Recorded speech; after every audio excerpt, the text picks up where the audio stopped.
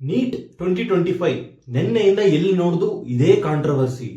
ಏನಾಗಿದೆ ಈ ವಿಷಯದಲ್ಲಿ ಅಂತ ತಿಳ್ಕೊಬೇಕಾದ್ರೆ 23 ಲಕ್ಷ ಅಪ್ಲಿಕೇಶನ್ಸ್ ಗುರು. ಜಸ್ಟ್ ಸೀಟ್ಸ್ ಎಂಟಿ ಇರೋದು ಎಷ್ಟು ಗೊತ್ತಾ? 1,18,190 ಸೀಟ್ಸ್. ಕೇವಲ 1,20,000 ಸೀಟ್ಸ್ಗೆ 23 ಲಕ್ಷ ಜನ ಅಪ್ಲಿಕೇಶನ್ಸ್ ಹಾಕ್ತಾರೆ, 23 ಲಕ್ಷ ಜನ ಎಕ್ಸಾಮ್ ತಗೊಂತಾರೆ. ಪೇಪರ್ ಏನು ಈಸಿಯಾಗಿ ಕೊಟ್ಬಿಡಕ್ ಅದೇನು ಆಶಾಮಾಶಿನ? ಪ್ರತಿಯೊಬ್ರು ಪೇಪರ್ ಟಫ್ ಆಗಿ ಕೊಟ್ಟಿದಾರ ಅಂತ ಹೇಳ್ತಿದಾರಲ್ಲ. ಕ್ವಾಲಿಟಿ ಎಜುಕೇಶನ್, ಕ್ವಾಂಟಿಟಿ ಎಜುಕೇಶನ್ ಅಲ್ಲ. ಎಜುಕೇಶನ್ ಅಲ್ಲಿ ಕ್ವಾಂಟಿಟಿ ವೈಸ್ ಬರಲ್ಲ, ಕ್ವಾಲಿಟಿ ವೈಸ್ ಬರುತ್ತೆ. ನೀನ್ ಕ್ವಾಲಿಟಿ ಎಜುಕೇಶನ್ ಮೇಂಟೈನ್ ಮಾಡಬೇಕು ಅಂತ ಹೇಳಿದ್ರೆ ಪೇಪರ್ ಟಫ್ ಆಗೇ ಕೊಡ್ತಾರೆ. ನೀನ್ ಮಾಡ್ತಿರೋದು ಆಶಾಮಾಶಿ ಎಕ್ಸಾಮ್ ಅಲ್ಲ ಗುರು. ನೀಟ್ ಒಂದು ಡಾಕ್ಟರ್ ಅದರಿಂದ ಆಚೆ ಬರ್ತಾನೆ. ನೀನ್ ಎಂತ ಫಾರ್ ಎಕ್ಸಾಂಪಲ್ ನನ್ನನ್ನೇ ಎಕ್ಸಾಂಪಲ್ ಆಗಿ ತಗೊಳ್ಳಿ. ನನಗೆ ಏನೋ ಗೊತ್ತಿಲ್ಲ, ಹೋಗಿ ಈಸಿಯಾಗಿ ಪೇಪರ್ ಕೊಟ್ರೆ ಏನೋ ಒಂದು ಹಾಕೋ ಬಂದ್ಬಿಡ್ತೀನಿ, ನನ್ಗೆ ಸೀಟ್ ಸಿಗುತ್ತೆ. ಕಷ್ಟಪಟ್ಟು ಓದಿರೋ ಒಂದು ಹುಡುಗಿ ಆಗ್ಲಿ ಒಂದು ಹುಡುಗ ಆಗ್ಲಿ, ಅವ್ನು ಕಷ್ಟಪಟ್ಟು ಓದಿರ್ತಾನೆ, ನನಗಿಂತ ಟ್ಯಾಲೆಂಟೆಡ್ ಪರ್ಸನ್ ಆಗಿರ್ತಾನೆ, ಅವ್ನು ಸೀಟ್ ಸಿಕ್ಕಿಲ್ಲ ಅಂತ ಹೇಳಿದಾಗ ನಾನು 10 ಜನ ಲೈಫ್ ಸ್ಪಾಯಿಲ್ ಮಾಡ್ತೀನಿ. ಅವನು ಸೊ ಗೌರ್ಮೆಂಟ್ ನ ಪ್ರತಿಯೊಬ್ರು ಪ್ರಶ್ನೆ ಮಾಡೋಕ್ಕಿಂತ ಮುಂಚೆ ಒಂದ್ ಸ್ವಲ್ಪ ಥಿಂಕ್ ಮಾಡಬೇಕು. 23 lakh applications not A small thing.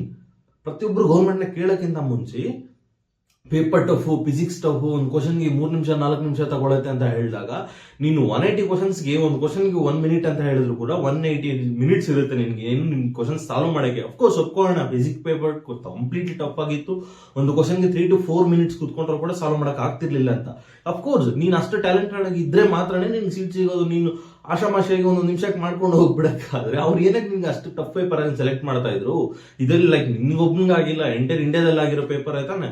ಬೇರೆಯವರು ಬರ್ದಿರೋರು ತುಂಬಾ ಜನ, ನಾನು ಆಲ್ಮೋಸ್ಟ್ ಒಂದು 100ರಿಂದ 150 ಇಂಟರ್ವ್ಯೂ ರಾತ್ರಿಯಿಂದ ನೋಡಿದಾಗ ಅದರಲ್ಲಿ ಒಂದು 85 ಜನ ಇವು ಟಫ್, ನನ್ನ ಕೈಲಿ ಆಗ್ತಿಲ್ಲ, ಲೈಕ್ ಹೋಗುತ್ತೆ ಅದು ಇದು ಅಂತ ಹೇಳ್ತಾರೆ. ಬಟ್ 15 ಮೆಂಬರ್ಸ್ 100ರಲ್ಲಿ 15 ಜನ ನಾರ್ಮಲ್ ಆಗಿದೆ, ಲೈಕ್ ಈಸಿ ಆಗಿದೆ ಅಂತ ಹೇಳ್ತಾರೆ. ಇವ್ರ ಡಿಫ್ರೆನ್ಸ್ ಏನು ಅಂತ ಹೇಳಿದ್ರೆ the way they prepare for the exam, ಇದೊಂದು ಡಿಫೈನ್ ಮಾಡುತ್ತೆ. ದಿ ಕ್ವಾಲಿಟಿ ಎಕ್ಸಾಮ್ ಬೇಕು ಅಂತ ಹೇಳಿದಾಗ ಪೇಪರ್ ಟಫ್ ಇರಬೇಕು. ಇದರಲ್ಲಿ ನನ್ ಕಂಪ್ಲೀಟ್ಲಿ ಸ್ಟ್ಯಾಂಡ್ ಬಂದು ಗೌರ್ಮೆಂಟ್ಗೆ ಅಂತ ಹೇಳ್ತೀನಿ. ಬಿಕಾಸ್ ಒಂದು ಕ್ವಾಲಿಟಿ ಎಜುಕೇಶನ್ ಪ್ರೊವೈಡ್ ಮಾಡ್ಬೇಕಂದ್ರೆ ನಾವು ತುಂಬಾ ಆಸ್ಪೆಕ್ಟ್ಸ್ ಅಲ್ಲಿ ನಾವು ಕಾಂಪ್ರಮೈಸ್ ಆಗ್ಲೇಬೇಕಾಗತ್ತೆ. ಲೈಕ್ ಟಫ್ ಪೇಪರ್ ಆಗಿರ್ಬೋದು, ಸ್ಟೂಡೆಂಟ್ಸ್ ಅಫೆಂಡ್ ಆಗ್ತಾರೆ, ಲೈಕ್ ಪ್ರಿಪೇರ್ ಆಗ್ಲೇಬೇಕಾಗಿರುತ್ತೆ.